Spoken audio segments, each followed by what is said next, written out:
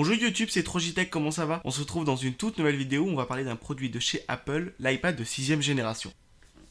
Donc il faut savoir que c'est pas une vidéo unboxing mais plus une vidéo de conclusion après maintenant près de 6 mois d'utilisation. Donc il faut savoir que quand on l'achète, il avait déjà été déballé. La boîte, comme chez Apple, est toujours très simple, une boîte toute blanche avec marqué juste ici iPad, le logo de la pomme, et ici aussi le logo de la pomme. Donc quand on l'ouvre, il se présente comme ceci. Donc voilà, l'iPad qui est super beau. Donc j'ai nettoyé avant le tournage parce qu'il avait quelques petites traces de doigts. Parce que je trouve que cette couleur-là prend beaucoup les traces de doigts. Le chargeur, donc c'est un câble Lightning. Le mode d'emploi avec les quelques petites explications, enfin voilà. Et pour finir, le petit secteur de chez Apple que tout le monde connaît. Moi, ce que j'ai bien sur ces secteurs-là, c'est qu'ils sont interchangeables. Donc si par exemple on part dans un autre pays, on peut juste acheter l'adaptateur parce que ça c'est un adaptateur européen, donc pour les pays comme la France, l'Espagne, l'Italie, tout ça. Mais si par exemple on va partir aux États-Unis et qu'on veut du coup emmener son iPad, on a juste on peut prendre son bloc de secteur et juste acheter un adaptateur qui va ici. Et donc c'est cool qu'Apple ait pensé à ça. Donc il faut savoir que moi la version de l'iPad que je possède c'est une version Wi-Fi 32 Go. En fait pour l'usage que j'en fais c'est largement suffisant. La version 32 Go est pour ce que je fais suffisante. C'est vrai que pour certaines personnes s'ils ont un usage bien précis ça va pas être suffisant. Il faudra prendre la version 64 Go. Donc comme je le disais l'iPad en fait est super fin. En fait, la prise Lightning qui est là, les deux haut-parleurs, la prise jack, c'est vraiment une tablette mais de chez Apple. Donc déjà quand on l'ouvre, qu'est-ce qu'on retrouve? Donc on a le menu principal, et quand on le déverrouille, on a tout simplement le menu d'application avec... Il faut savoir que cet iPad, il est vraiment conçu pour tout type de personnes. C'est une machine quand même qui est assez performante entre l'iPad Air et l'iPad Pro. L'iPad Air est vraiment réservé à un public qui va plutôt utiliser son iPad pour des loisirs, pour des choses comme ça. Déjà l'iPad normal est déjà une machine plus performante. Donc cet iPad là il est sorti en 2018. Il possède la puce A10 Fusion. C'est vrai que c'est pas la dernière puce d'Apple, mais vu que l'iPad a déjà 2 ans, j'ai jamais eu de problème. Il possède un écran de 9,7 pouces qui est quand même très grand. Il a 2 Go de mémoire vive. Il a deux haut-parleurs, du coup on a un son stéréo. Et la batterie fait 8827 mAh. C'est beaucoup, mais bon. Il a une autonomie estimée à quand même 15 heures.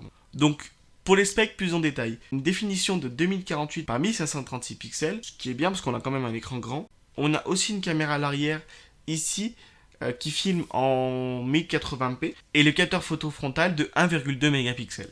Donc en fait il a le capteur d'empreinte digitale, il fait environ 470 grammes il me semble.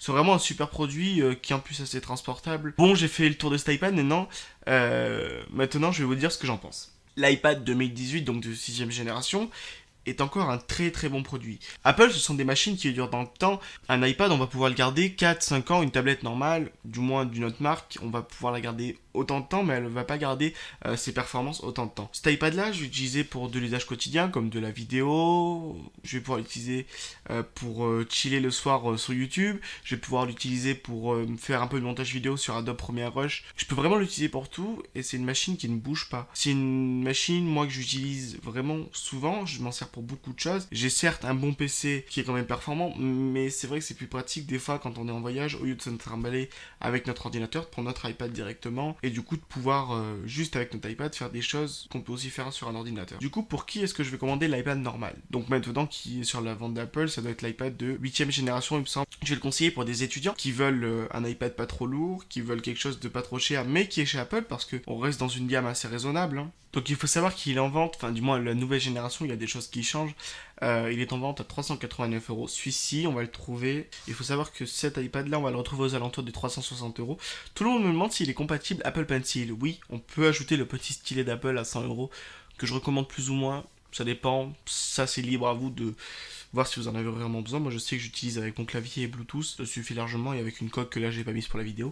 Du moins, je sais que ce produit-là, il a été beaucoup critiqué positivement parce que c'est un super iPad et donc c'est pour ça que j'ai acheté. En plus je l'avais eu moins en réduction parce que c'était les fins de stock dans un magasin. J'en suis vraiment très content, il est léger, il est polyvalent, il est tout ce qu'on veut. Ça fait un anglais et c'est une machine qui bouge pas, qui est vraiment super. C'est Apple quoi, la signature d'Apple, on sait quand on achète Apple pourquoi on achète Apple, parce que c'est un produit qui va durer dans le temps et qui est de super bonne qualité. C'est pas pour autant que tout de suite je vais passer dans tout l'écosystème Apple parce que avoir un téléphone Apple, avoir un ordinateur Apple, ça coûte de l'argent. C'est des choses qui se font progressivement et c'est pour ça qu'on commence d'une petite machine ou d'un téléphone jusqu'à un Mac, un iMac, des machines plus performantes. Voilà les amis, je pense avoir fait le tour de ce produit, l'iPad de 6ème génération. Si ça vous a plu, n'hésitez pas à liker, commenter, partager la vidéo. Si vous avez la moindre question, n'hésitez pas à me la poser en commentaire ou sur mon compte Instagram, je réponds tout le temps à tout le monde. Voilà les amis, c'était trop JTech pour vous parler de l'iPad 6ème génération.